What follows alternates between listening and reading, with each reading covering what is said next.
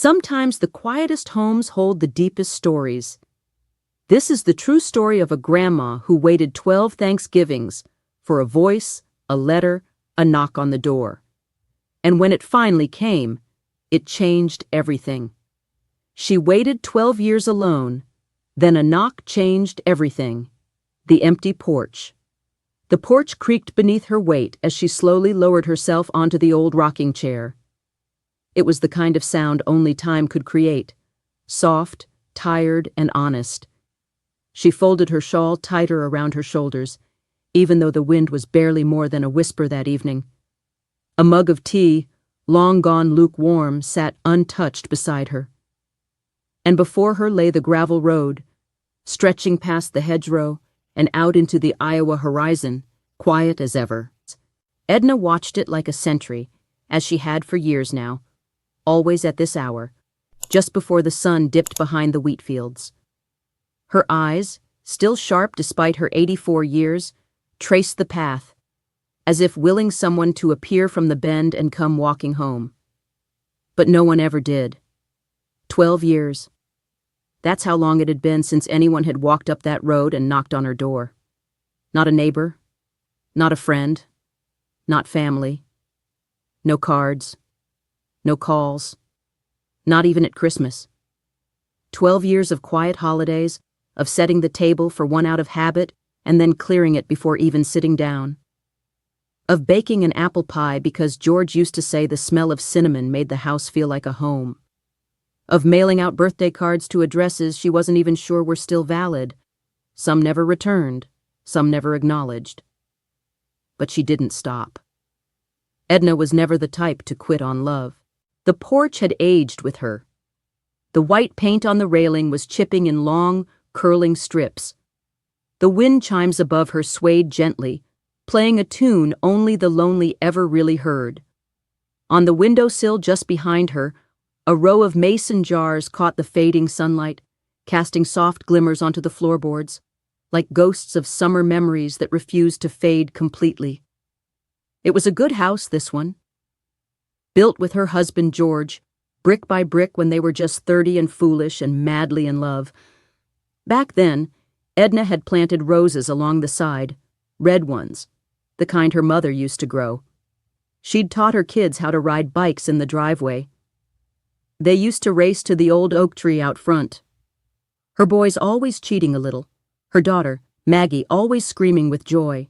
Now that same driveway had weeds pushing through the cracks.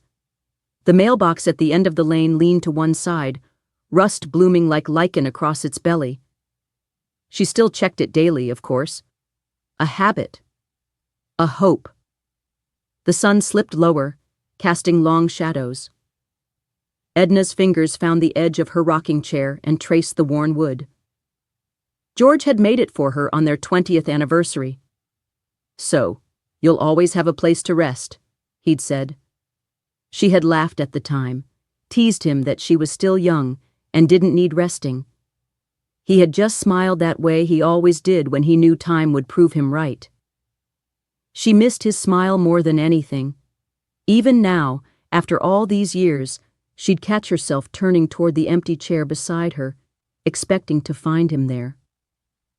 Sometimes, just sometimes, when she closed her eyes, she swore she could still hear the soft thump of his boots on the porch, the way he'd lean down and kiss her forehead without saying a word.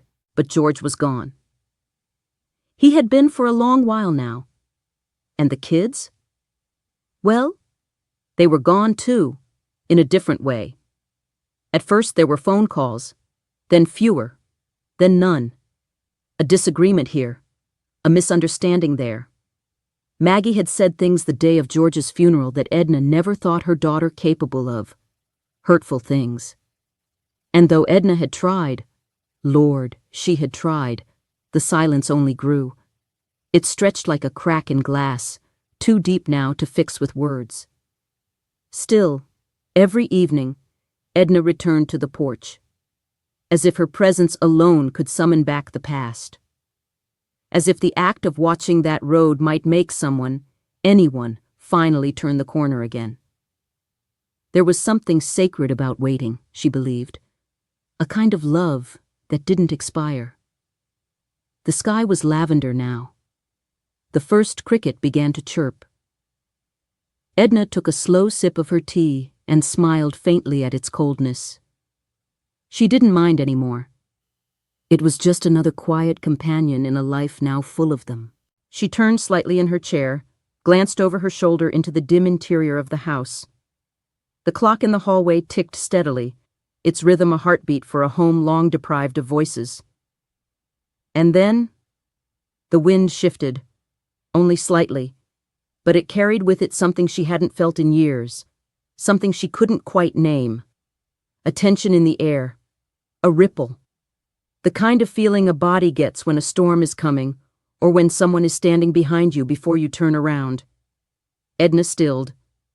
Her eyes drifted back to the gravel road. Nothing. Just the same quiet lane, the same silence. And yet, her heart skipped. She didn't know it yet, but this evening would not end like the others. The road would not stay empty forever. Something was stirring in the distance. A story, long buried, was beginning to breathe again. But for now Edna sat in the soft twilight, rocking gently as she always had, as if nothing was different. Waiting. Just waiting. A woman named Edna. Edna Mae Whitmore was born in 1939, the spring before the war came. Her mama said the lilacs bloomed early that year, and maybe that's why Edna always kept a vase of them in her kitchen window. Real or silk didn't matter.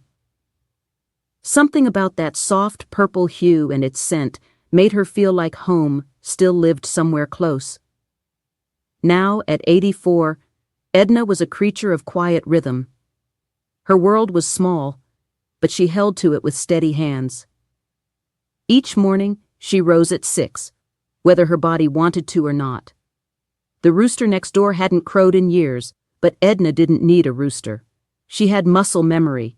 She'd make her tea, black, no sugar, then sit at the table by the window facing east, watching the sun rise over the trees where her children used to build forts and chase fireflies.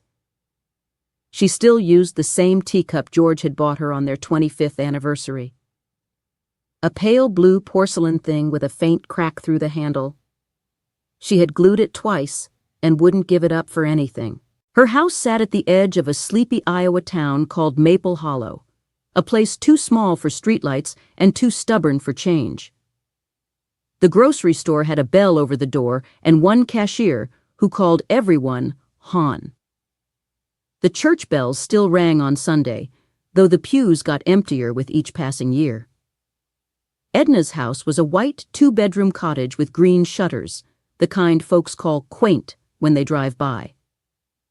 A narrow garden ran along the fence, mostly weeds now, though a few stubborn petunias still pushed through each spring. Her mailbox was rusted, her driveway cracked. But inside was different. The walls were lined with photographs, black and white portraits, sun-faded snapshots, Polaroids curling at the edges. George and the kids on the front steps, Halloween costumes from '78, Maggie in her high school graduation gown, the boys with baseball bats slung over their shoulders. It was a house of memories. But that's the thing about memories. They keep you company, but they don't answer back. She had one neighbor within hollering distance, Tom McKinley, a retired mechanic who was hard of hearing and only came out to mow his lawn or check on his bird feeders. Sometimes he waved, sometimes he didn't. Edna never took offense. Her daily life was a series of small rituals, the same breakfast, oatmeal with raisins, the same radio station, AM 620 with oldies and sermons, the same walk to the edge of the mailbox and back, rain or shine. There was comfort in repetition. It kept the ache quieter. But even in her calm routines, there were signs, little cracks in the surface of her steadiness. She had begun speaking aloud to George in the evenings, not out of madness, but out of habit. "You'd laugh at how much Maggie looks like your sister now," she'd say, staring at an old photo. Or, Remember that winter the pipes froze? Should have listened to you and wrapped them earlier. She talked to her roses, too. What was left of them. Hang in there, darlings. We've seen worse, haven't we? And sometimes just before sleep she'd whisper into the dark, I did my best. Edna wasn't bitter. That wasn't her way. But a person can be sad without being sour. That's the part most folks don't understand. She wasn't angry at her children. Not exactly. She was just tired of being forgotten. She knew they had their own lives now. Busy ones. Important ones. Her oldest, Matthew, lived somewhere in Arizona. He was a financial advisor, or maybe retired from that now. Daniel had gone up to Minnesota, married a teacher, had twins. Henry? Well, Henry hadn't spoken to her since that last Thanksgiving, though she still didn't understand what she'd said wrong. And Maggie. Sweet, stubborn Maggie. Her only daughter. Her heart and her sorrow. The silence between them hurt most of all. People always asked why she didn't move into town, into one of those senior communities where there were game nights and exercise classes and vans to take you to the store. You'd make friends, Edna, they'd say. But Edna didn't want new friends. She wanted old ones back. She wanted her own bed, her own porch, her own kitchen where every drawer made a familiar sound. She wanted her memories where they belonged. Still, even she had to admit that some days were harder than others. The worst were birthdays, especially George's. She still baked him a chocolate cake every year. One candle, no singing. Just her, sitting at the table, remembering his laugh and the way he used to sneak a finger through the icing before it cooled. Somewhere inside, Edna believed in something more. Call it hope, call it foolishness. She believed that people came back. That love, real love, didn't just disappear. That maybe one day, someone would remember her birthday without Facebook reminding them. That maybe the road wouldn't always stay empty. She hadn't told anyone, but lately she'd started leaving the porch light on at night, just in case. Once a full house. There was a time, so long ago now, that Edna's house breathed with life. It laughed, it argued, it banged doors and burned toast and sang Christmas carols off-key. There were fingerprints on the walls and muddy boots in the hallway, and the sweet smell of cinnamon rolls never seemed to fully leave the kitchen. It was a full house in every sense of the word. Edna and George had bought it the year after their third child was born. It was 1967, and they were young, tired, and hopeful. The house was nothing more than a rundown cottage on the edge of town, but to Edna, it had windows facing east, a porch big enough for rocking chairs, and a backyard that stretched into a golden field. That was enough. George worked at the grain mill. Edna sewed for neighbors, baked pies for the church, and raised 4 children like her own personal orchestra, each with their quirks, their tempo, their stubborn melody. Matthew was the eldest, responsible even as a boy. Daniel had a mischievous streak a mile wide and could charm his way out of punishment with one crooked smile. Henry, the quiet one, always in the background, always watching. And then there was Maggie, the baby. Fierce, emotional, and deeply connected to her mama in a way Edna hadn't expected. She remembered the way the house sounded on Sunday mornings, the clatter of the boys arguing over who got the last pancake, George's voice humming hymns as he shaved in the bathroom, Maggie tugging at Edna's skirt, demanding to wear her red shoes even though it wasn't Easter. And Edna, always in the middle of it all, arms flowered, voice firm, eyes soft. She never thought those days would end. Back then, everything had a rhythm. Life had its routines: school, dinner, chores, bedtime stories. George would sit in his chair after supper, the boys sprawled on the floor, Maggie curled under Edna's arm as she read aloud from dog-eared library books. It was messy, noisy, imperfect, and beautiful. Holidays were sacred in their home. Thanksgiving was Edna's favorite. She'd start cooking the night before, rolling pie dough while George peeled potatoes, music crackling from the radio. The table would be set with mismatched plates and cloth napkins she had embroidered years ago, each with a little acorn stitched in the corner. They didn't have much money, but they had love. They had presents. Edna remembered one Thanksgiving in particular. 1979, she thought. Maggie had just turned 8. A snowstorm had rolled in the night before, coating the world in silence. They lost power just as the turkey went in the oven. Edna was near tears. But George had grinned, pulled out the camping stove and said, "Let's make it an adventure." And they did. They lit candles, roasted the turkey in shifts, and played charades until the power came back on after midnight. The kids said it was the best Thanksgiving they ever had. That memory still lived in Edna like a song she couldn't forget. But children grow. They always do. And with growth comes distance. First physical, then emotional. College, marriages, jobs in other states. Visits became phone calls. Phone calls became texts. Then, less. The house grew quieter over the years. First, one bedroom went still, then another. She kept them all the same, as if her children might walk back in at any moment, dropping their bags, falling into their old beds, asking what was for dinner.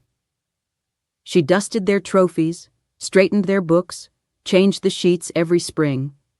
It was her way of holding on.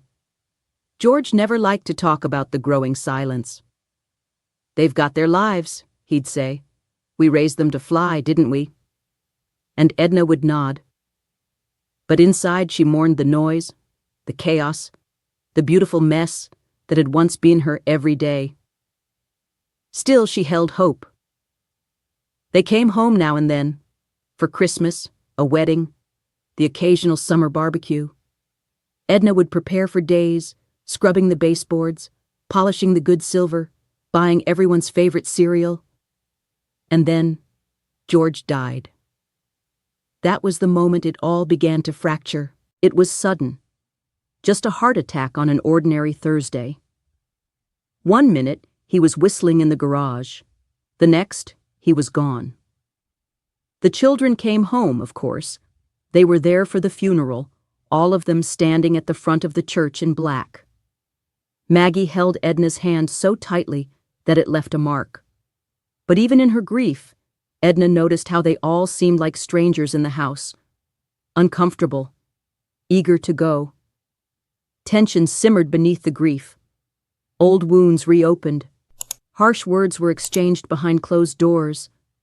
And then there was that night, 3 days after the funeral, when Maggie and Edna had a fight. Not a yelling match. No, something quieter, more lethal. A few sharp words in the kitchen over a photo Maggie had found. Something about feeling forgotten. Something about disappointment. Edna couldn't even recall the details now, only the silence that followed. Maggie left early the next morning without saying goodbye. The others followed within days. The house went quiet again. But this time, it didn't recover. No more holiday dinners. No more phone calls. No more birthdays remembered. Just Edna. And the memories. Still, she kept setting the table for 5 every Thanksgiving. Just in case. The shattering year. They say grief moves in stages, that it comes like waves, first small, then tidal. But for Edna, grief arrived like a bolt of lightning, sudden, searing, and blinding. It was the fall of 2009 when it happened. She had just stepped out onto the back porch, towel in hand, planning to bring in the bed sheets she'd hung earlier that morning.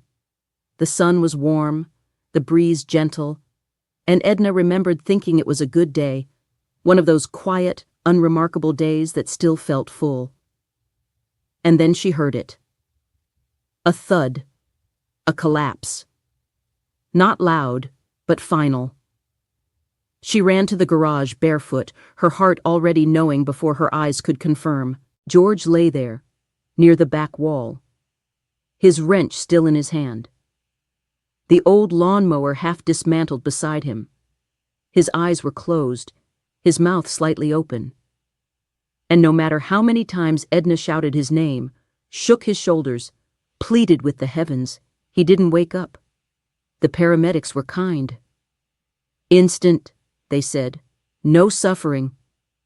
But they couldn't see the way her soul cracked that day, the way time split into before and after. The days that followed moved like fog. The church filled with neighbors, old friends, even a few old co-workers of George's who hadn't been seen in years. Edna sat in the front pew, hands folded tightly, her body still but her mind spinning. When the pastor spoke of heaven and rest, she wanted to scream. George wasn't tired. He still had roses to trim, a birdhouse to finish. He was supposed to fix the screen door. After the service, the children gathered at the house. For a moment, it almost felt like the old days. Matthew brought groceries. Daniel raked the yard. Henry sat on the back steps, sipping coffee from one of George's mugs. And Maggie tried. She tried to help in the kitchen, tried to fold laundry, tried to sit beside her mother on the porch swing without feeling the weight of all those years in between. But it didn't last. The tension came late one night. Quiet, sharp-edged, like a knife slipping beneath the skin. It began over a box of photographs. Maggie had found it while cleaning the hallway closet.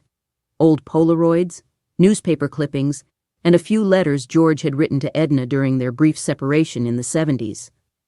Maggie sat at the kitchen table, flipping through them like a stranger searching for meaning. And then she asked something. Edna couldn't even remember the question now, only the tone, the edge of accusation. Something about why they hadn't known more, about why George had been so distant with her in the later years, why Edna always protected him but didn't open up. And Edna, already raw and unraveling, said something back, too fast, too sharp. I was his wife, Margaret, not his confessor. That did it. Maggie stood. Her voice broke. You never trusted me. You never let me in. Not then, not now. She left the table, packed her bag before the sun rose, and just like that, the thread that held them together snapped. The others left soon after. Quiet goodbyes, long hugs, promises to call that were never fulfilled. And Edna, she was alone. Truly, painfully, crushingly alone. For months afterward, she moved through the house like a ghost, unsure whether she was living or simply passing time. She spoke little, even to herself. Meals became mechanical. Nights were long, stretching endlessly without George's steady breathing beside her. The mailbox stayed empty, the phone stayed silent. Even the holidays, which once wrapped the house in warmth, became unbearable. That first Thanksgiving, Edna roasted a small turkey breast, set the table for 5 out of habit, then sat in the living room staring at the wall as the food went cold. The silence was different now, heavier, meaner. It wasn't just the absence of people, it was the absence of purpose. For the first time in her life, Edna didn't know who she was. Not really. She had always been someone's something. A wife, a mother, a neighbor, a Sunday school volunteer. But now she was left over. The last page of a book no one was reading. She stopped baking, stopped singing while sweeping the kitchen, even stopped tending the roses out front, which withered slowly, as if mourning with her. She didn't cry much. Not because the sadness wasn't there, but because it had settled too deeply. It lived in her bones now, in the spaces between her ribs. Grief had taken root. It didn't need expression. It simply was. Still, every evening, she sat on that porch, rocked gently, watched the road, She told herself it was just for the view, for the air, for the sound of wind rustling the cornstalks. But the truth? She was waiting. She always had been. 12 Thanksgivings alone. The first Thanksgiving without George came like a bitter wind, uninvited, unwelcome, and impossible to ignore. Edna woke up early, just as she had every year for nearly 5 decades. The routine was etched into her like a hymn. Peel the potatoes first, let the dough rest for the rolls, then prep the stuffing. Her hands moved automatically, guided by memory more than motivation. She even found herself humming the old hymn George used to whistle while basting the turkey. But as she reached for the second place setting, something inside her gave out. She paused, one hand on the cabinet door, and just stood there in the middle of the kitchen. The house, which once buzzed with laughter and clinking glasses, was so still it seemed to echo every sigh. Her eyes drifted to the kitchen clock. It was barely 7, but the silence felt like midnight. She made a pot of coffee anyway. Set the table. Out of habit more than hope. 1 plate? 1 fork? 1 cloth napkin embroidered with a little gold acorn. She couldn't bring herself to do the whole set. She couldn't bear the sight of all 5 places laid out as if ghosts might join her. The pie cooled untouched by the window. The roast turkey sat in a pan on the stove, uncarved. She didn't eat. That year set the pattern for what was to come. Each Thanksgiving afterward became a quiet ritual of heartbreak and stubborn grace. Edna would prepare the meal, not out of joy, but out of loyalty to the rhythm of a life once lived fully. She'd bake the same cinnamon rolls for breakfast. The radio would play a scratchy Perry Como song, and she'd sway ever so slightly, alone in her robe, pretending George was spinning her around the kitchen like he did back in '82 when no one was watching. Sometimes, just to feel something, she'd write the names of her children on place cards and set them at the table. Matthew, Daniel, Henry, Maggie, and then take them down again before the sun went down. It wasn't anger that guided her, it was longing. And grief, she learned, wasn't always loud. Sometimes, it whispered through your daily routines like a draft through a loose window pane. She stopped expecting phone calls after the 5th year. At first, she'd kept her cell phone close, charging it the night before, making sure the ringer was on high. The first few years, there were excuses. Sorry, Mom, the kids were sick, or the snow's too bad, or we'll try for Christmas instead. But over time, the calls stopped altogether. No voicemails, no texts, just silence. Even the church ladies, God bless them, eventually stopped calling. They'd tried to get her to come to the potluck down at the fellowship hall. It's not good to be alone, Edna, they'd say, voices dripping with pity. But Edna wasn't afraid of being alone. She was afraid of pretending she wasn't. She declined each invitation with a polite smile and a made-up reason. Not feeling well? Got family coming? Just want a quiet day this year? None of it was true. But it was easier to lie than to confess that no one was coming. Not this year. Not any year. By the 9th Thanksgiving, she had scaled it all back. No full turkey, just a breast, 1 small pie. She didn't even bother to set the table. She ate from a TV tray in the living room, staring at a rerun of the Andy Griffith Show. It was easier that way. Less ceremony, less pain. And yet, she still dressed up. Every Thanksgiving, Edna would open her cedar chest and pull out her brown wool skirt, the one with the faint gold thread she used to wear when the kids were little. She'd pair it with a cream blouse and her pearl earrings. She'd spritz herself with the lavender perfume George always liked. "You smell like spring," he used to say. The scent made her eyes sting every time. She didn't know why she kept doing it. Maybe it was dignity, maybe it was hope, or maybe it was love, the kind that doesn't pack up and leave just because everyone else does. Evenings were the hardest. When the dishes were washed and the pie wrapped up in foil.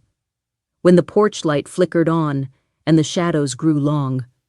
She'd sit in her rocking chair, hands wrapped around a cup of tea gone cold, and stare at the gravel road like it held the secrets of her life. She imagined sometimes that a car would appear in the distance, that headlights would sweep across the field, that a door would open and someone, anyone, would step out carrying a pie and an apology.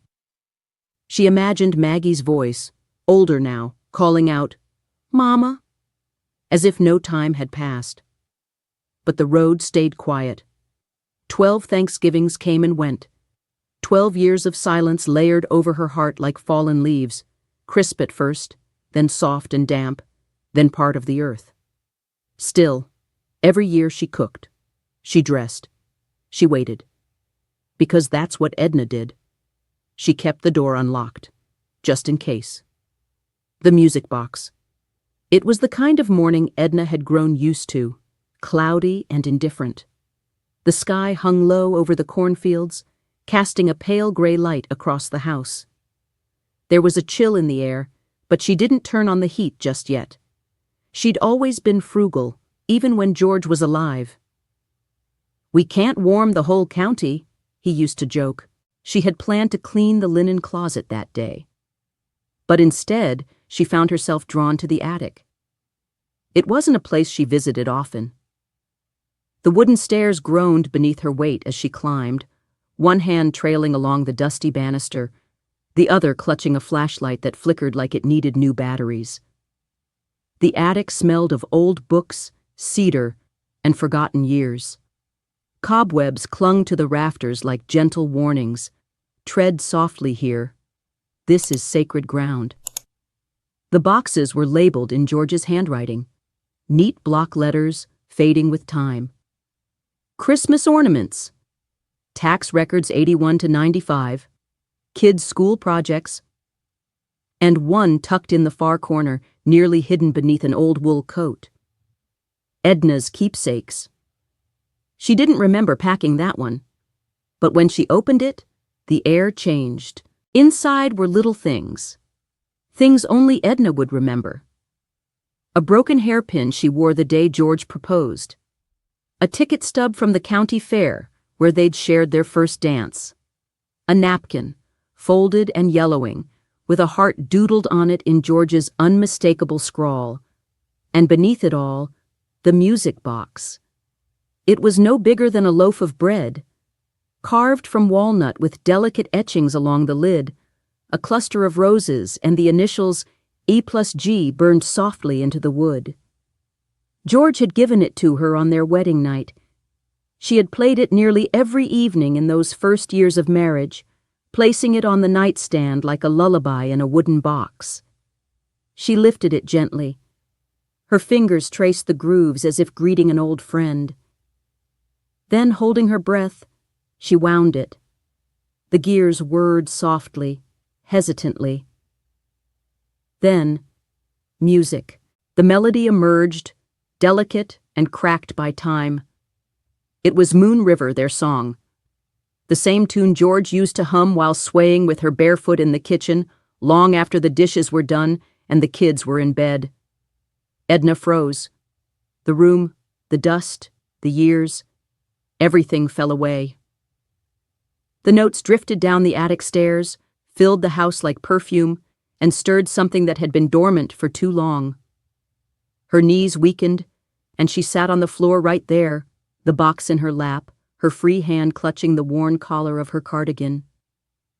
Tears came then, not dramatic sobs, but soft, aching drops that trickled down her cheeks, as if her soul was exhaling after holding its breath for 12 long years.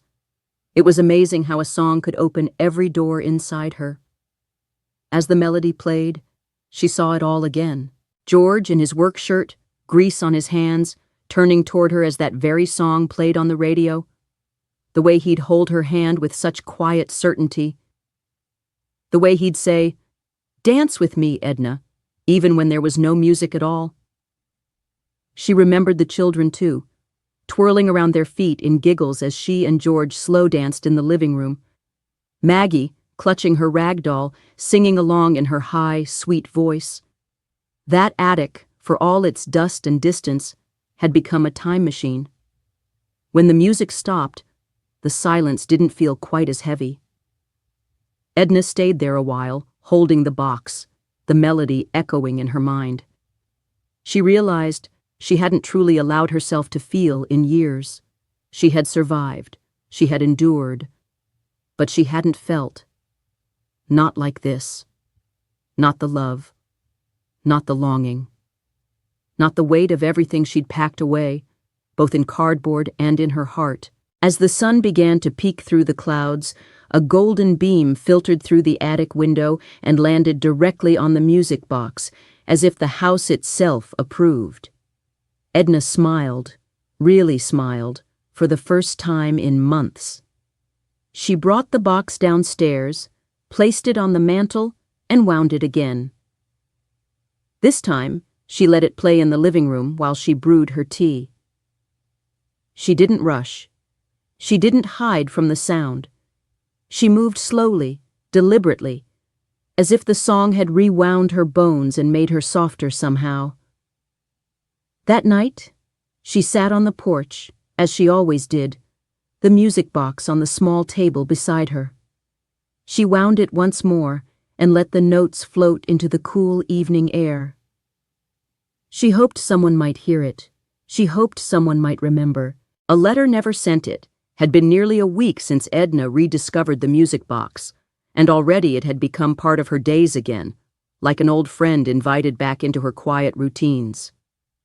Every morning after breakfast, she would wind it once and let it play while she did the dishes. At night, she'd set it beside her chair and listen to it hum while the sun went down. It did something to her, that music. It stirred things. Not just memories, but aches, questions, regrets she had buried deep beneath her daily motions. The melody softened her, made her porous again. And with that softness came something unexpected. She started dreaming. Not the wild, scattered dreams of aging sleep. These were tender, vivid dreams. Maggie was always in them, always 8 years old, always holding Edna's hand, asking for her stories, laughing that high, pure laugh Edna hadn't heard in decades. In one dream, Maggie simply looked at her across the Thanksgiving table and whispered, "You forgot the cranberry sauce." Edna had woken up smiling, tears in her eyes. Something was shifting inside her. She could feel it like the changing of the seasons, slow, undeniable, and somehow painful and hopeful all at once. That's when she sat down to write the letter. She hadn't written to Maggie in years, not since the Christmas after George died, when she'd sent a card with a short, stilted note. "Thinking of you?" it had said. Nothing more. There had been no reply. But this morning, something pushed her. Maybe it was the dream. Maybe it was the music box. Maybe it was just time. She shuffled over to the secretary desk in the corner of the living room, the one George had built for her their first winter in the house, and pulled open the drawer with her stationery. The top sheet was a soft cream with faint rose borders, the matching envelope neatly tucked beneath. She held the pen for a long time before it touched the page. The words came slowly, carefully. She didn't try to explain everything. She didn't try to justify or fix. She simply wrote as a mother who had carried too much silence for too long. "Dear Maggie, I don't know where to begin, so I'll just begin where I am. I'm sitting by the front window. The wind's come up a bit today, and the sky looks like snow's on the way. The house is quiet, of course. It always is now. I've been thinking about you. Not just lately, but always. I think about you when I make cornbread, when I see a red scarf, when I hear Moon River playing from that old music box your father gave me. I remember your little hands tracing the rose carvings on the lid when you were a girl. I miss you, Maggie. I miss the sound of your voice, even if it's angry. I miss your presence in this house. I miss knowing how your life is. Are you happy? Are you safe? I won't pretend I did everything right. I know I didn't. I was grieving and brittle after your father died. I said things I shouldn't have, or maybe didn't say what I needed to. But even in all that, I never stopped loving you. If there's still space in your heart, I would love to hear from you. Just a line. Just your handwriting on an envelope. That would be enough. With all the love I've been holding, Mom. When she finished, she just sat there, the letter resting in her lap like a fragile bird. Her hands trembled, not from age, but from the flood of emotion that had risen with every word. She reread it only once. There was no editing, no redrafting, just truth. She slid it gently into the envelope, sealed it with a slow breath, and then paused. Her fingers hovered over the address line, and then she stopped.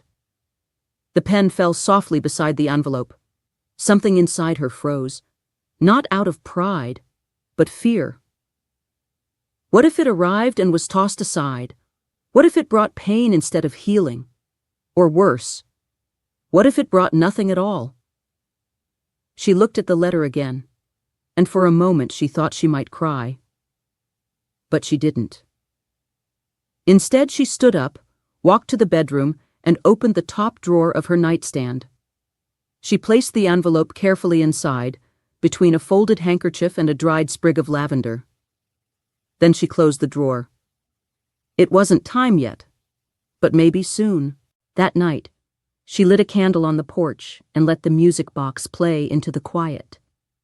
The wind carried the melody out across the fields like a prayer she couldn't quite say aloud. And as she sat in her rocking chair, watching the candle flicker against the dark, Edna whispered softly, "I wrote her. That's a start." One last trip into town. The first snowfall came early that year, late October, before the trees had even finished turning.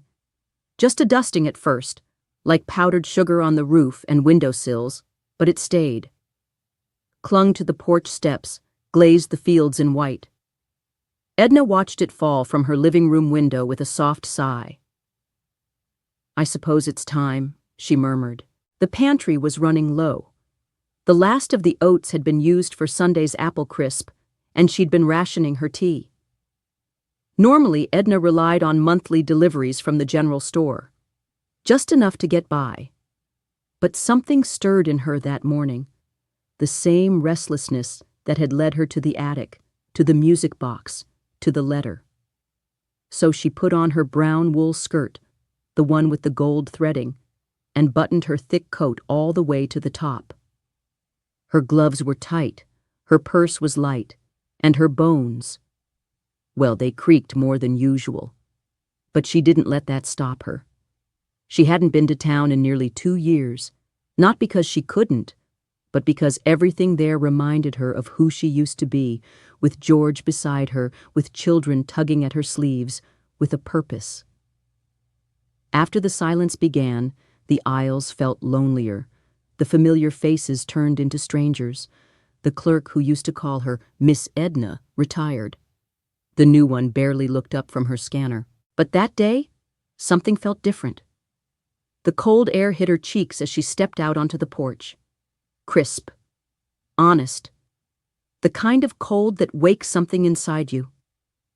She eased herself into the old Chevy, the one George used to change the oil on every season, and turned the key. The engine sputtered but caught, growling reluctantly to life. She let it idle while brushing the windshield with her scarf, each movement slower than the last, but certain. The drive into town took 13 minutes. She counted them, each curve of the road, each stretch of field, each memory that floated past the window like ghosts on the wind. She passed the old schoolhouse, now boarded up, the faded billboard welcoming visitors to Maple Hollow, the diner with the chipped neon sign that still blinked open, though it barely was, and finally, the general store. It sat on the corner like it always had. Same faded green trim, Same squeaky door. As she stepped inside, the smell of dust, pine cleaner, and fresh bread wrapped around her like an old blanket. She exhaled, realizing she hadn't taken a full breath since she'd left home. There were only a few shoppers inside. A young mother with a toddler, an elderly man studying cans of beans. Edna moved slowly, her list shaking slightly in her hand. Tea, flour, canned peaches, lavender soap. The same things she'd bought for 40 years. As she turned down the aisle near the baking supplies, she heard a voice behind her. "I'm sorry. Did you say Whitmore? As in Maggie Whitmore?" Edna turned, startled. A woman stood there, mid-50s, warm brown eyes, a knit hat covering silver-streaked hair. There was something familiar about her face, though Edna couldn't place it. "Pardon?" Edna asked, blinking. The woman smiled gently. "You're Edna Whitmore, right?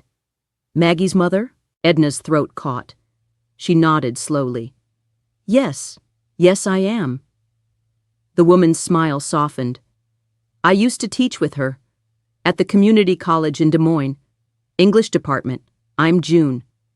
We shared an office back in the early 2000s. Edna's lips parted, but no words came. June continued, her voice lower now. "She talked about you. Not always out loud. But I remember. She had a picture of you on her desk. From when she was a little girl, wearing a red coat and holding your hand. She told me once, during a long grading session, that you were the strongest woman she knew." Edna blinked. Her hands gripped the handle of the cart so tightly her knuckles went white. "I'm sorry," June added quickly. "I didn't mean to upset you." No, it's not that," Edna whispered. "It's just, I haven't heard her name spoken out loud in a long time." There was a silence between them, a delicate one. Then June said, "She's still in Des Moines, you know." "I think she's doing all right. Has a little girl now. Emma. A granddaughter." Edna's knees nearly gave out. She steadied herself on the cart. I didn't know." June's smile was sad. "I don't know what happened between you two, but she used to sit in that office and stare out the window sometimes, quiet, like she was waiting for something." Edna looked down at her list. The words blurred slightly. "Thank you," she said softly, and she meant it with her whole being. June nodded, gave her arm a gentle squeeze, and disappeared around the corner of the aisle. Edna stood there for a long moment, hand over her heart. Maggie had thought of her. She hadn't vanished completely. There was a child now, a little girl out there who shared her blood. And maybe it wasn't too late after all. She finished her shopping slowly, deliberately. On the way out, she bought a card, blank inside, floral on the cover. No message, no pretense, just a canvas, a start. As she drove home, the sky was beginning to flurry.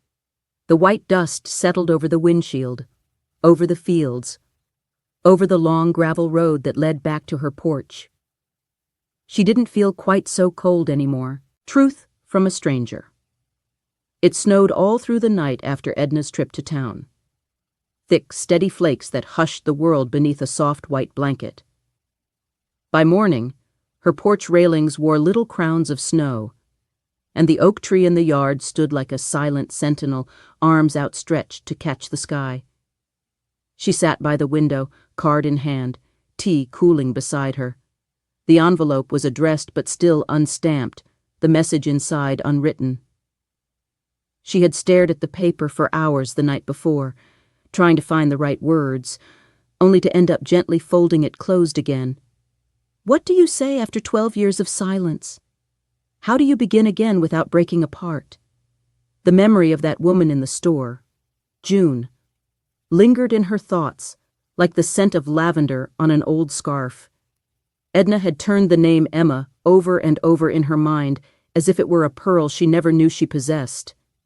a granddaughter, a life continuing in quiet parallel to her own. And then, around noon, the phone rang. The sound startled her. It had been so long since it rang with anything but robocalls and pharmacy reminders. For a moment, she simply stared at it, heart pounding like a drum in her chest. Then, with a trembling hand, she lifted the receiver. "Hello." Her voice was cautious, almost timid. A pause. Then a warm, gentle voice answered. "Mrs. Whitmore?" "Yes, speaking." "This is Linda Peterson. I work down at the community center in Maple Hollow. We're helping organize a holiday donation drive, and your name came up from the old volunteer list. I know it's been a while, but I was wondering if you'd be open to helping again. Just a few calls to folks around town. We're trying to check in on our older residents, make sure everyone's all right heading into the winter." Edna blinked. Her voice caught for a second before she responded. "Well, I haven't done much of that in some time." "I understand," Linda said, kind and easy. "But if it's not too much trouble, I can drop off the list tomorrow. No pressure. Just thought of you." Edna hesitated. For so long she had built a fortress out of stillness. Volunteering, neighborly chats, even church socials.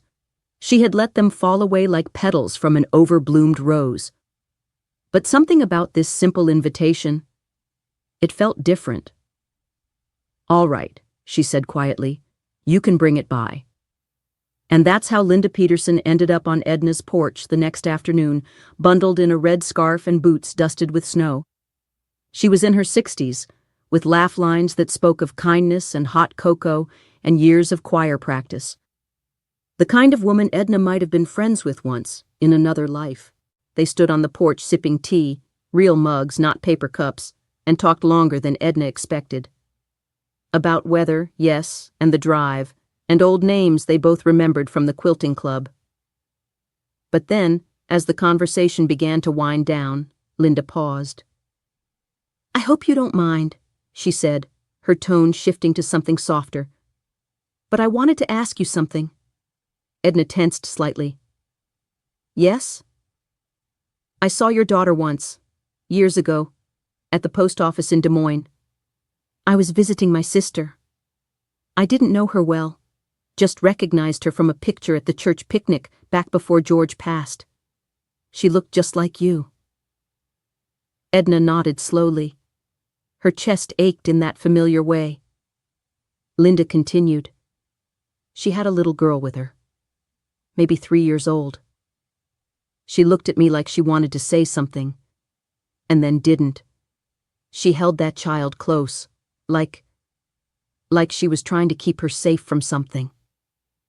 Edna said nothing, but her hands curled around the mug more tightly. "I just thought you should know," Linda said. "I think she misses you. Maybe she doesn't know how to come back. Maybe she thinks she can't." The silence that followed wasn't empty. It was full of things unsaid. Finally, Edna looked up. Her voice was quiet, almost like a whisper carried on the wind. "What if I don't know how to go to her either?" Linda's eyes softened. "Then maybe one of you just needs to take one step. That's how we all start walking again." They didn't say anything after that. Just stood for a while, watching the snow settle in the yard, listening to the soft creak of the porch boards under their feet. When Linda left, Edna didn't go inside right away. She stayed there, arms wrapped around herself, breath clouding in the cold air. Then, with slow and deliberate steps, she went back into the house. She walked straight to the desk, pulled out the floral card once more, and picked up her pen. This time, she didn't hesitate. She didn't try to explain the past or offer grand apologies. She simply wrote what she wished someone had said to her years ago. "Dear Maggie, you don't have to knock. The door's never been locked. Love, Mom." She slid the card into the envelope, addressed, stamped, sealed, and placed it on the entry table by the door. In the morning, She would mail it. And maybe, just maybe, that would be the step. The knock at the door. The letter had been mailed 4 days earlier. Edna watched the mail truck come and go from her window as if it were a vessel sailing off into some unknown sea, carrying the most fragile piece of herself. She didn't expect a reply. Not really, but she'd mailed it anyway. And that night, as the sun dipped behind the tree line and the last of the birds tucked themselves into silence, something changed. It was Thanksgiving Eve. She had baked. She wasn't sure why. Perhaps because she always did, or perhaps because she hoped the smell of cinnamon and cloves might bring back something she had lost. A memory, a feeling, or maybe someone. The pie was cooling on the windowsill again. The turkey, just a breast this year, rested in a pan on the counter. The table wasn't set. She hadn't been able to bring herself to do that part. She sat in her rocking chair on the porch, wrapped in her heaviest shawl, the music box closed but resting on her lap. The candle beside her flickered weakly in the breeze. The sky was a deep velvet blue, stars starting to poke their way through the dark. And then it happened. A sound she had not heard in more than a decade. Knock, knock, knock. 3 soft raps on her front door. She didn't move at first. The sound was so out of place that for a moment, she wondered if she'd imagined it. Maybe the wind. Maybe the creak of the old wood. Maybe knock, knock. Again. Louder this time. Her heart stuttered in her chest, thumping so hard it felt like it echoed in her ears. Her knees trembled as she rose. She left the music box on the chair and walked slowly, carefully, her hand reaching for the door like it might burn her. She opened it. And there she was, Maggie. Standing on the porch, in the soft glow of the porch light, snowflakes clinging to her dark coat, eyes rimmed with red. She looked older, of course. 12 years left their fingerprints. But she looked just like Edna remembered. The same deep brown eyes, the same freckle on her left cheek, the same tilt of the head when she was unsure of her welcome. And in her arms, bundled in a knit pink hat and a coat with bunny ears, was a little girl. Emma. The silence between them stretched, long, heavy, almost unbearable, until Maggie broke it. "I didn't know if I should come," she said, her voice small, hoarse. "But then I got your card." Edna tried to speak, but her throat wouldn't allow it. She simply nodded and reached for the doorframe to steady herself. Maggie stepped forward, slowly. "This is Emma. She's 5. She asked me yesterday why we didn't go to Grandma's house like her friends do." Edna's lips parted, a sharp breath escaping. Maggie swallowed. "I didn't know what to say." Emma peeked out from her mother's shoulder, blinking sleepily. "Hi," she whispered. And just like that, something inside Edna broke, and then mended. She took a step forward, arms trembling. "Hi, sweetheart," she said, barely above a whisper. "Would you like some pie?" Emma nodded solemnly. And then Maggie, tired, tearful, and unsure, let out a small, broken laugh. "Is it apple?" "With cinnamon," Edna replied, tears finally spilling down her cheeks. "Just like your daddy liked it." They stood there in the open doorway for a long moment. 3 generations held in the hush of reunion. The snow began to fall again, soft, slow, almost reverent. Then Edna stepped aside. "Come in, Maggie," she said, her voice steadier now. "Come in, both of you. It's been too long." Maggie hesitated for only a heartbeat, then crossed the threshold, carrying her daughter into the warm light of the house. The door closed behind them with a gentle click, sealing in something tender, something new, yet old. In the kitchen, the air was rich with spices and warmth.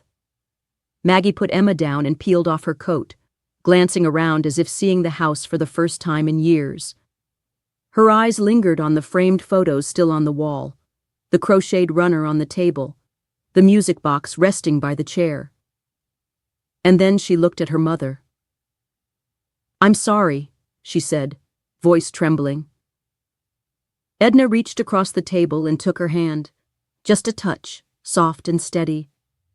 "Me too." No other words were needed. Some wounds don't heal in a single night.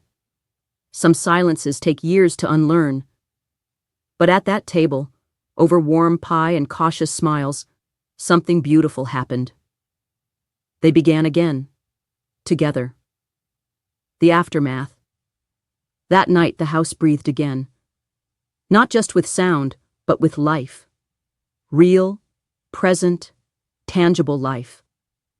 Emma's laughter echoed down the hallway as she discovered the little wooden duck George had carved decades ago. She pushed it along the floor, its wheels squeaking with age, giggling as it waddled beside her. Edna watched from the armchair, hands folded in her lap, her heart a mix of awe and disbelief. Maggie stood at the kitchen sink, rinsing the plates from dinner. Just two, since Emma had barely picked at her food, too sleepy from the drive. Edna rose to help, but Maggie waved her gently away. "You always did the dishes," she said. "Let me." So Edna sat back down, unsure of what to do with her hands, unsure how to sit inside a moment that felt too delicate to disturb. The silence between them wasn't cold anymore. It was warm, like steam rising from a teacup. Still cautious, still laced with questions, but no longer empty. "I didn't know if you'd open the door," Maggie said softly as she dried a plate. Edna looked up. "I didn't know if I could." They both laughed, a quiet, breathy laugh, the kind that holds sadness and relief at once. There were so many things they hadn't said, so many years layered between them like heavy quilts. But neither woman tried to peel them back all at once. That would come later, if it came at all. That night, Edna laid out fresh sheets in the guest room, the same rose-patterned set Maggie had always liked. She fluffed the pillow, placed a hot water bottle near the foot of the bed, and folded a quilt at the edge, just in case it got cold. Emma was already asleep by the time they carried her in. Her small frame curled beneath the covers, bunny-eared hat still clutched in one hand. Maggie lingered by the doorway, arms folded. "She looks like you," Edna said, standing behind her. "I know," Maggie whispered. "She's stubborn like me, too." "Then she's got fire." "She does." A pause. "You used to say that about me," Maggie added, not quite looking at her. "I still do." They stood in silence, two women tethered by blood, history, and the quiet ache of time lost. Later, after the house had gone still and the snow fell again, Edna returned to the living room and sat in her rocking chair.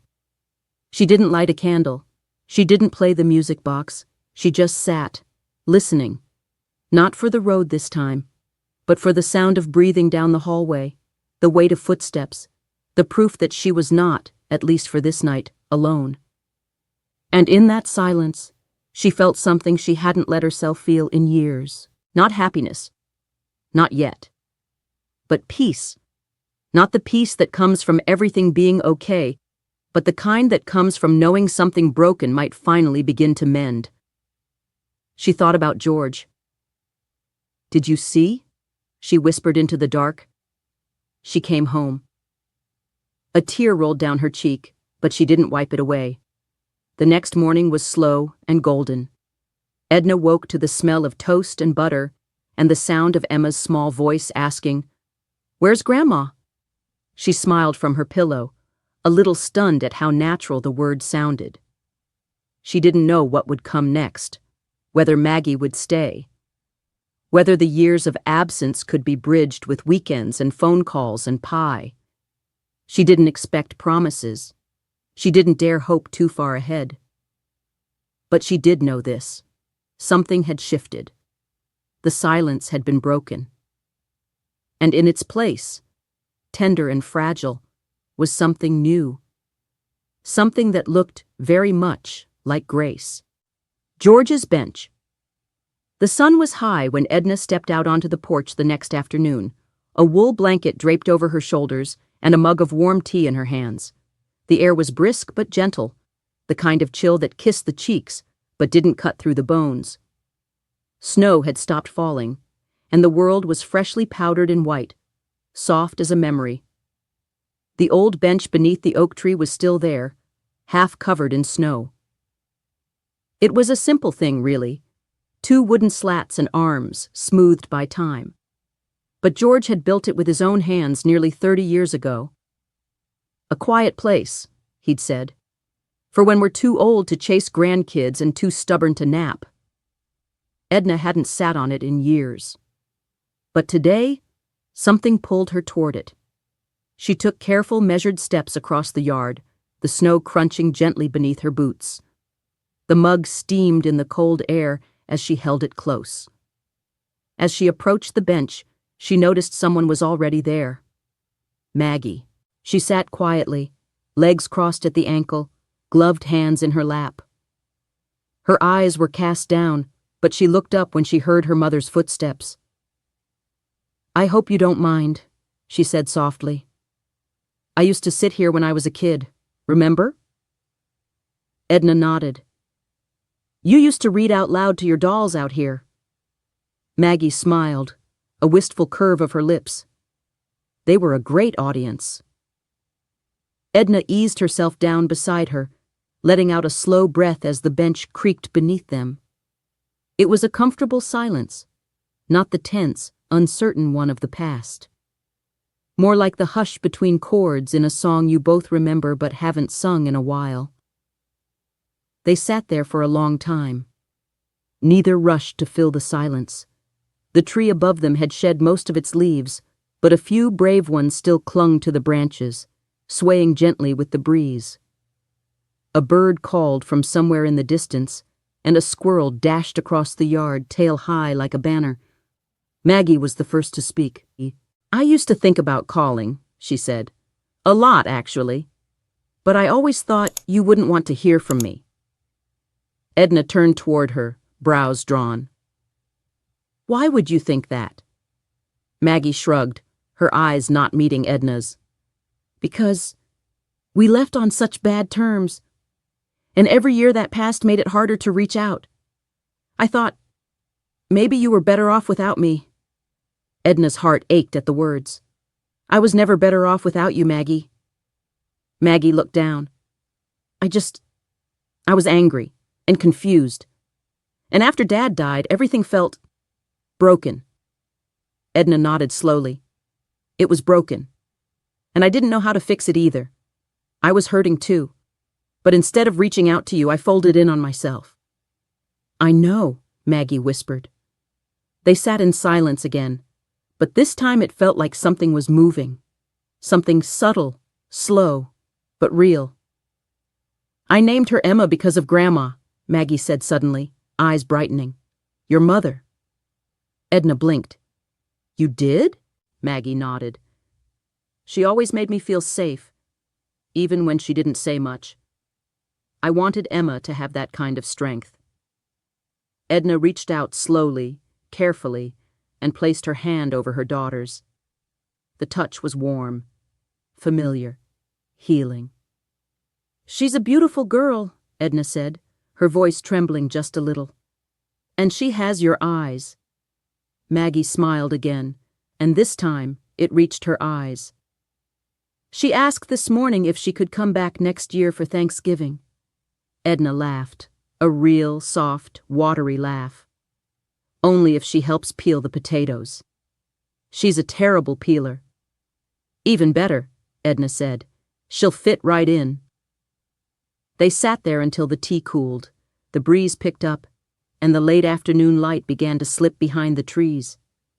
The snow glistened in golden patches. The world was quiet, as if listening. And there, on George's old bench, mother and daughter found something they hadn't shared in years.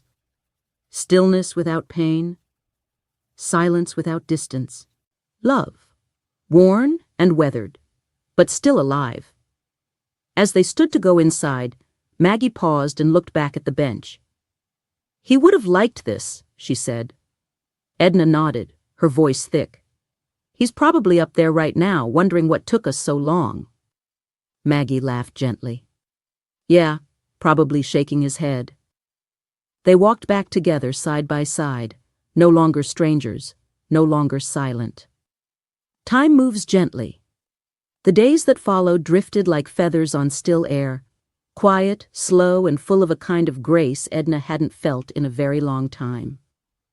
There were no grand declarations, no dramatic apologies, just a soft rhythm of presence that began to fill the cracks time had left behind.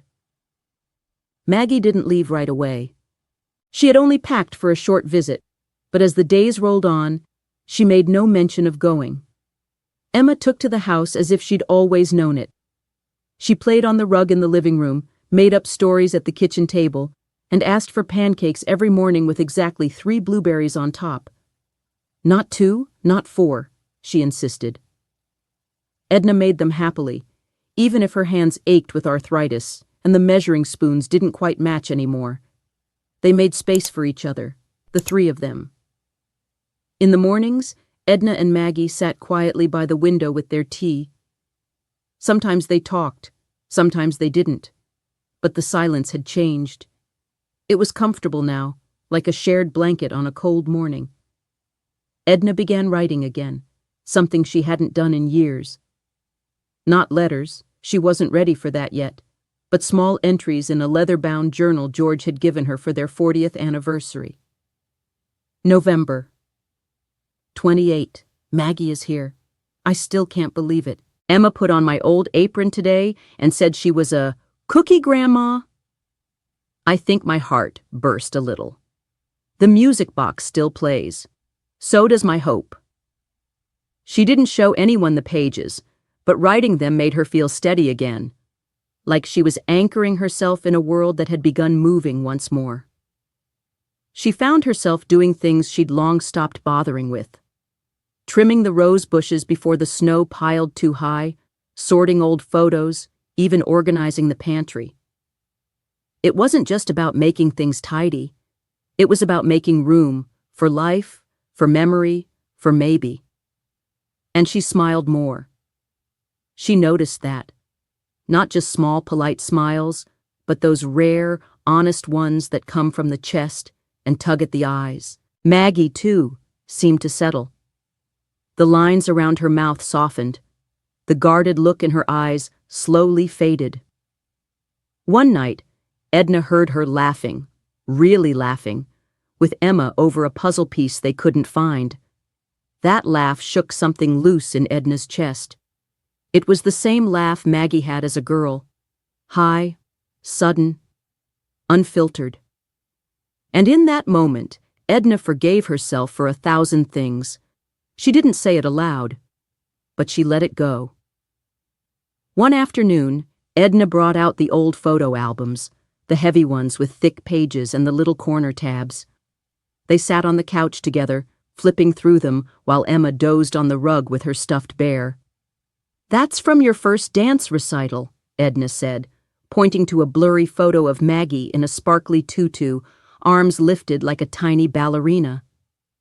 "You were terrified until the music started." Maggie smiled. "You came to everyone." "Of course I did." They turned another page. A family camping trip. A snowman taller than George. A birthday cake with crooked candles. Then Maggie found it. The photo she had asked about all those years ago. The one that started the rift neither of them could name, just feel.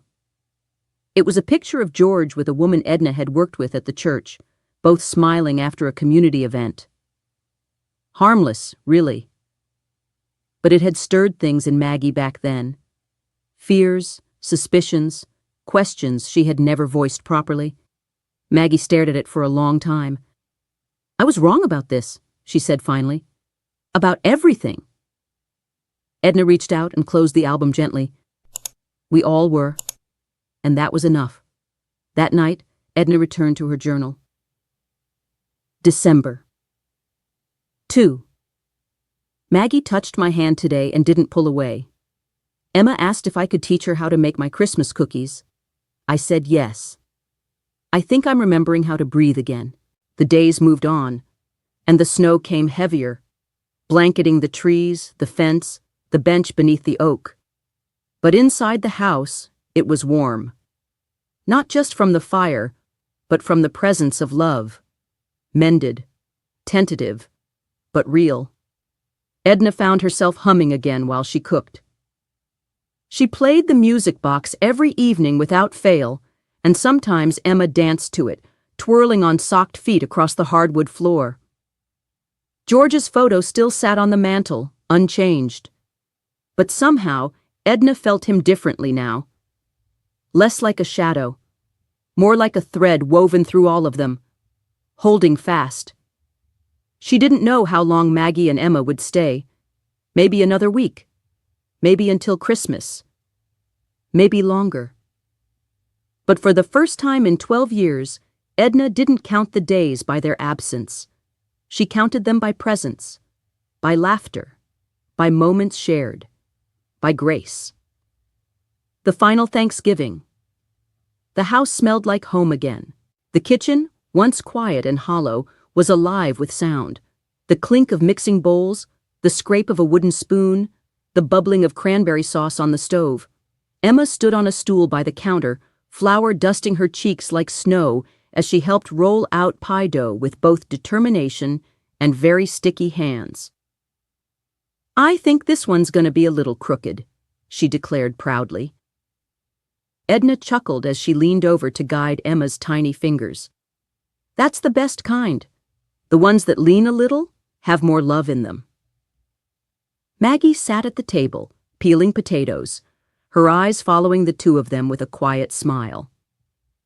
Every once in a while she'd glance at the photo wall, at the faded images of her childhood, and pause, as if seeing them in a different light. It was Thanksgiving Day. For the first time in 12 years, Edna had not spent the morning alone. There were voices, laughter, life. The table was set with her good china, the same mismatched pieces she'd collected over a lifetime, the gold-rimmed dinner plates, the crystal glasses George had bought second-hand for their anniversary. Each place setting held a cloth napkin with an embroidered acorn in the corner, stitched years ago, by her own hands. 5 place settings, not out of habit, out of need. Because this year, people had come. Matthew had called that morning. He wasn't able to come in person. Too much snow on the Arizona roads, he said. But his voice had been warm, nostalgic. He asked how the roses were, told her he still used her meatloaf recipe. And before they hung up, he said, "Love you, Mom." It was the first time he'd said it in years. Daniel had sent a postcard. No message, just a picture of a lake they used to visit when the kids were little. On the back, "Maybe next year." "Tell Maggie I said hello." Even Henry had written, a full letter. Edna hadn't opened it yet. It sat by her bedside, tied with a ribbon, waiting for the quiet. But Maggie was here, and Emma. And that was more than Edna had dared hope for. They ate at 2 o'clock, just like always. The turkey turned out a little dry, the stuffing was perfect, and the rolls were burnt on the bottom. Emma had been in charge of timing and got distracted by the snow. No one minded. They passed dishes and shared stories. Edna told Emma how Maggie once tried to cook dinner on her own when she was 7 and ended up setting a box of macaroni on fire. Maggie blushed, rolled her eyes, and then added, "It was still better than Daniel's meatloaf." They all laughed, even Edna. It felt good, whole, real. After dinner, Maggie began clearing the plates, while Emma curled up in Edna's lap with a storybook. Outside, the sun dipped low, casting golden light across the snow-covered yard. The oak tree swayed gently in the breeze, its bare branches like open arms. Edna held Emma close, breathing in the scent of cinnamon and little girl shampoo. She felt the soft weight of her granddaughter against her chest, the slow, steady rhythm of her breath. And in that moment, she realized something. This might be her last Thanksgiving. Not because of illness. She was in decent health for her age.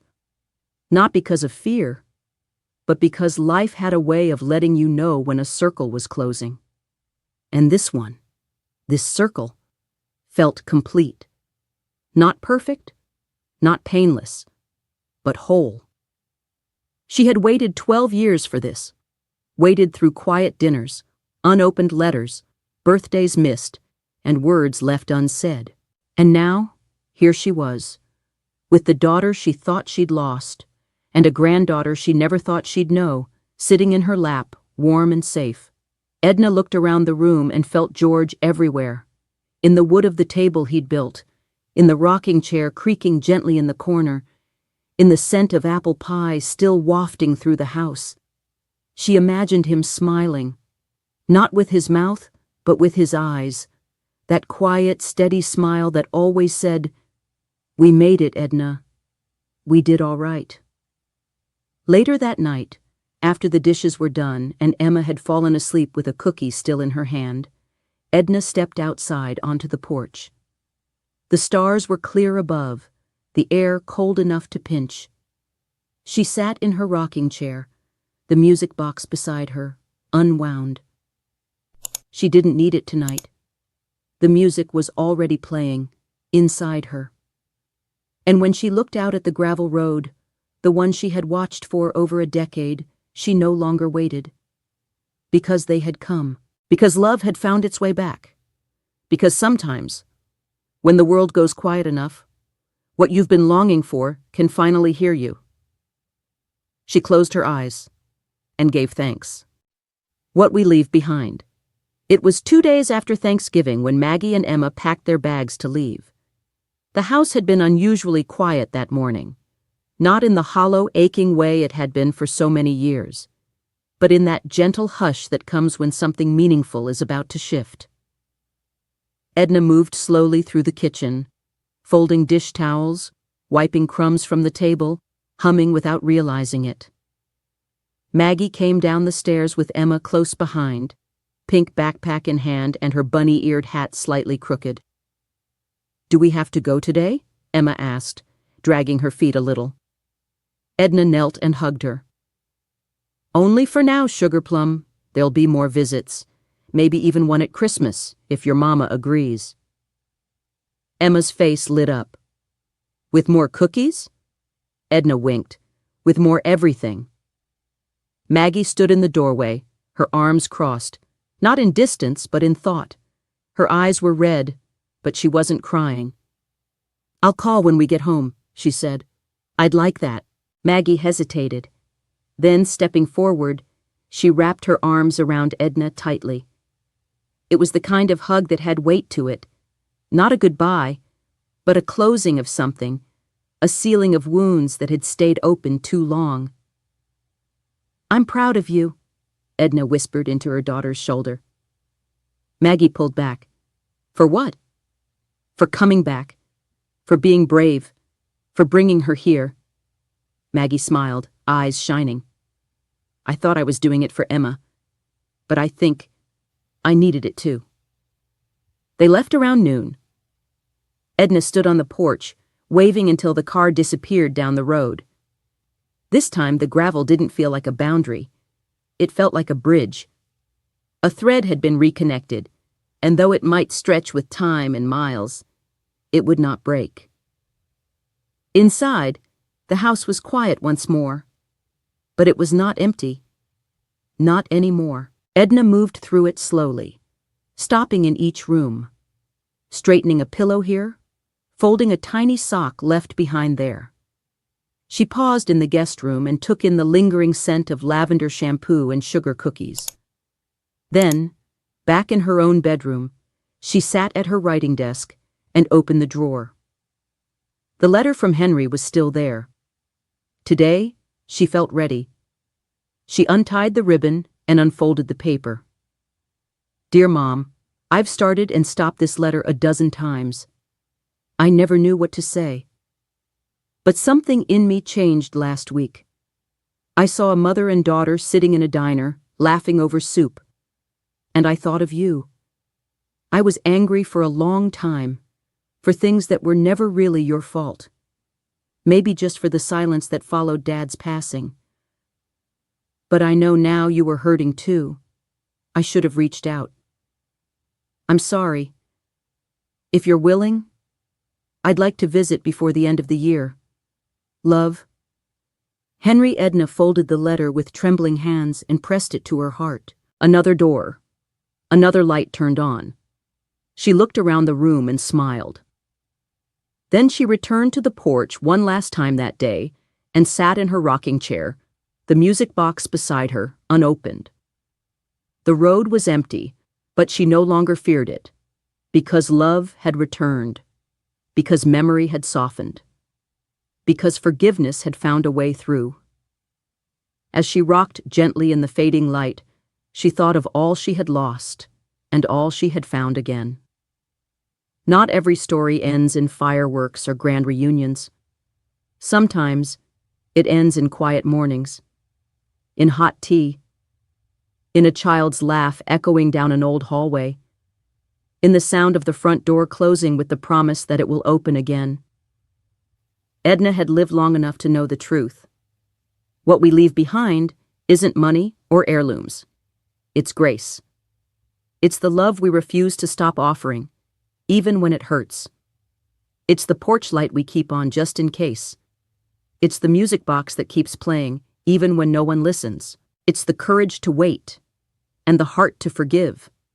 That is the legacy. That is the story. That is enough. This is the story of Edna Whitmore, an 84-year-old widow living alone in a quiet Iowa farmhouse, waiting. For 12 long years, no one knocked on her door. Not her children, not her neighbors, not even a letter at Christmas. Once the heart of a warm and bustling family, Edna now spent her days in silence, her only companions the ticking clock and the distant memory of her husband George, who passed away suddenly and left a quiet so loud it nearly broke her. Thanksgiving came and went year after year with only one place set at the table. Until one small thing, a music box from the attic, unlocked everything she had buried inside. Dreams returned, grief softened, and courage stirred. She wrote a letter to her daughter Maggie, one she almost didn't send. But she did, and then, one snowy Thanksgiving Eve, a knock came. Maggie stood on the porch, holding Edna's granddaughter in her arms. What followed was not a dramatic reunion, but something far more real. Slow conversation, shared memories, hesitant forgiveness, and the quiet rebuilding of a bridge long thought burned. As days passed, laughter returned. So did old stories, cookies in the kitchen, and tea shared in the morning sun. Letters from her sons trickled in. Maggie stayed longer than she planned. Emma, the granddaughter she never expected to meet, learned how to roll pie dough and danced to the same music box Edna had once played on lonely nights. And when they left, Edna didn't feel abandoned. She felt full, because love had come back. Not in grand gestures, but in gentle, human moments. This story is not about endings. It's about returning, about waiting well, and about the kind of love that lights the porch, even when the road is empty. If this story stirred something in your heart, we'd love to know. Are you watching from a small town, a big city, maybe a porch just like hers? In our next video, we'll share another quiet story, this time about a father's final letter and the truth it carried. Until then, take care and keep a light on. And